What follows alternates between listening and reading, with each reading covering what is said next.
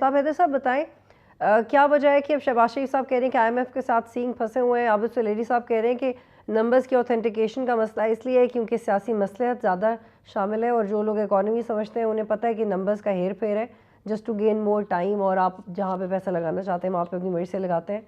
तो फिर पाकिस्तान के पास तो भी मूडीज़ भी ये रिपोर्ट कर रहा है कि जून, और इंटरनेशनल मीडिया भी रिपोर्ट कर रहा है कि जून के बाद तो पाकिस्तान के पास ज़्यादा माली ऑप्शंस नहीं है। फिर क्या करने जा रहे हैं लोग? मेहताब हैदर साहब। बजट है, इसके ऊपर पाकिस्तान और आईएमएफ के दरमियान जो डिफरेंसेस है वो पब्लिकली जो है वो उसके बारे में बात कर रहे हैं। आप ये देखें कि आईएमएफ की जो रेजिडेंट चीफ है उन्होंने पब्लिकली पाकिस्तान का जो बजट है उसको उस पर अदम इत्मीनान का इजहार किया। उन्होंने एमनेस्टी के ऊपर एतराज़ात किए।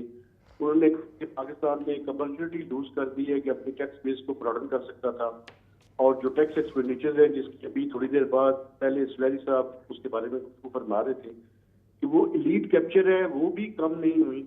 तो ये बेसिकली एतराज़ात थे, और खासकर जो एमनेस्टी स्कीम है उसके ऊपर भी उनको एतराज था। और एक्सपेंडिचर साइड पे भी आईएमएफ बात कर रहा था कि वहां पे किस तरह की वृद्धि हो गई। लेकिन एक पहलू जो है वो अभी तक हुकूमत पाकिस्तान और आईएमएफ के दरमियान है कि दोनों साइड इस बात पे तैयार है कि अगर बजट को रिवाइज कर दिया जाए तो फिर शायद कोई रास्ता निकल सकता है। लेकिन सवाल ये है कि अभी आज 17 जून हो गई है, 23 या 24 जून तक हुकूमत ये प्लान कर रही है कि वो इस बजट को अप्रूव करवाएगी। तो क्या उसके पास टाइम है कि वो रिवाइज कर सके?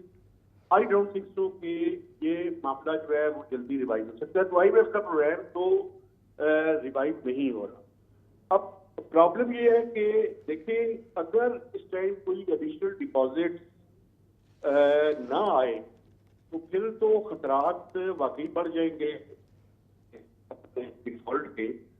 अब हुकूमत के जहन में क्या प्लान है? चूंकि 12 अगस्त से हुकूमत का टाइम जो है वो खत्म हो रहा है, तो अब ये जो चाइनीज के साथ इन्होंने अरेंजमेंट किया है इसके नतीजे में $2.3 बिलियन जो है वो हमारे रिजर्व से निकलेंगे नहीं, क्योंकि 1.3 कमर्शियल था वो उन्होंने पहले पे कर दिया, और जो $300 मिलियन था वो भी पहले कर दिया। तो अभी थोड़ी देर पहले राजा साहब कह रहे थे कुछ चंद दिनों में आ जाएगा।